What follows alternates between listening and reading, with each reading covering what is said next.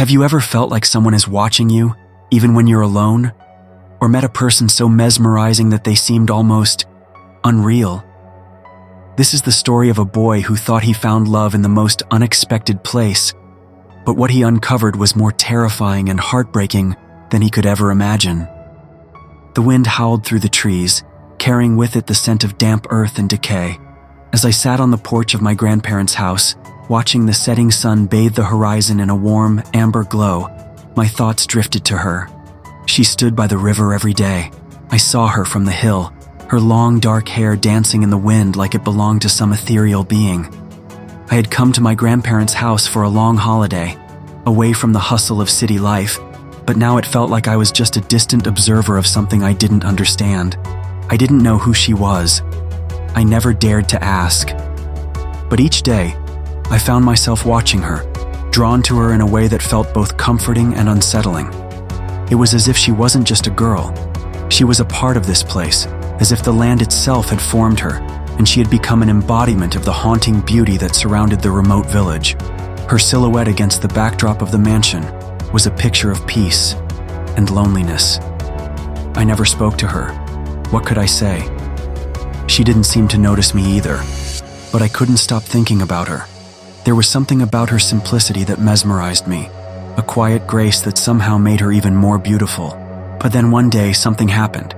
I saw her again, standing by the river just as she always did. Only this time she wasn't gazing at the water. She was staring directly at me. My heart skipped a beat. I had been caught. She smiled, a slight curve of her lips, and then turned to walk towards the old mansion near the river. The building was decrepit, its once grand structure now crumbling under years of neglect. I knew of it, of course. Everyone did, but no one dared approach it. The mansion was a relic of forgotten times, a ghost of the past that haunted the village like a dark secret no one wanted to uncover. Without thinking, I stood up and followed her. There was something about the way she moved, something that pulled me towards her. I felt an overwhelming urge to speak to her, to ask her name, to learn more about the girl who had captivated my thoughts for so long.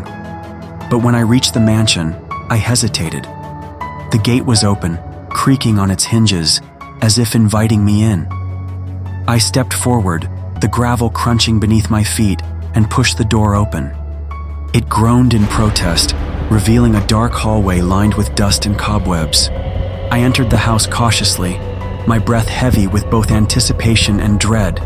The air was thick, stale with the scent of abandonment. And then, I saw her. She was standing at the foot of the grand staircase, her back to me. She turned slowly, her face pale and delicate, yet strikingly beautiful.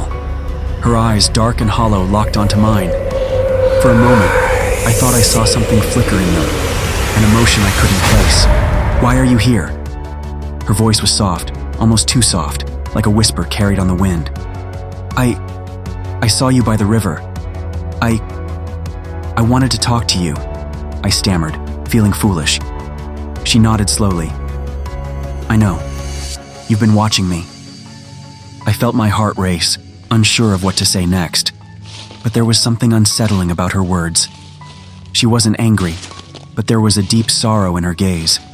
Something was off, but I couldn't put my finger on it.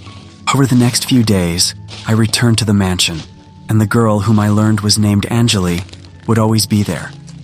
Each time our conversations grew longer, but still, there was an eerie distance between us. She was kind, even gentle, but she never really spoke much about herself. And yet every time I asked her about her life, I could sense a shadow in her eyes. And then one day, something changed. I was standing by the river, waiting for Anjali, when I saw something that made my blood run cold. The mansion, which had always seemed so distant and forgotten, was alive with people. Figures moved in the windows, and I could hear faint voices calling out from within. I rushed towards the house, my mind racing, and when I entered, I was met with a sight that made my heart sink. There were no visitors, no strangers. The mansion was still just as empty and silent as it had always been. But as I turned, I found her standing behind me, her face pale as ever. "I need to tell you something," she said, her voice trembling. About what? I asked, sensing the weight of her words. About who I am, she whispered. I'm not alive. The room seemed to freeze. My body went cold, my breath catching in my throat. What do you mean? I managed to choke out. I was murdered, years ago, by people who wanted something my family had. Her voice faltered, and I saw a tear slip down her cheek. I was just a girl, barely 15, but they killed me for greed. My mind reeled. I couldn't process what she was saying. My heart pounded as I tried to make sense of her words, but before I could say anything, she turned and walked up the stairs, her steps slow and deliberate. I followed her, unable to turn away, unable to stop myself. She stopped at the top of the stairs and turned to face me. Come with me, I'll show you everything. I walked into the room where she had led me, and there on the wall was a large framed picture of her. She was younger in the photo, but her beauty shone through even then. It was the same girl who stood before me, yet somehow, it felt like a memory from another time. Angeli, I whispered, feeling a lump form in my throat. How could this happen? She didn't answer immediately. Instead, she walked to the window, staring out into the vast, empty landscape. The people who killed me, they never paid. I was left to wander alone, lost in time.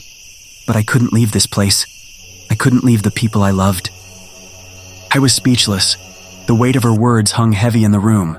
And then it hit me. The truth wasn't just about her death. It was about me. She wasn't the only one lost. I had been lost too. Lost in my own life, in my own quest for meaning, my own search for love and connection. Angeli had found me because I needed to find her. I needed to find my way out of the dark emptiness that had consumed me. I didn't know what to say. But I reached out, my hand trembling as it touched hers. And in that moment, the room seemed to fade, the world outside disappearing into a distant memory. I love you, I whispered, the words feeling more real than anything I had ever said before. And as the words left my lips, a gust of wind swept through the room, and for a brief fleeting moment, Angeli smiled. Her eyes softened, and the pain that had lingered in them for so long seemed to fade away. You've set me free, she said, her voice barely a breath. And then just like that, she was gone. The room was silent, the air heavy with the echo of her presence. I stood there, alone, but not truly alone. She had left me with something, a love that transcended time, a connection that went beyond the physical world. And as I walked out of the mansion, I looked towards the river, where her figure had once stood. The wind whispered her name, and I knew that somehow she would always be with me. The village was quiet, but my heart, for the first time in years, was at peace.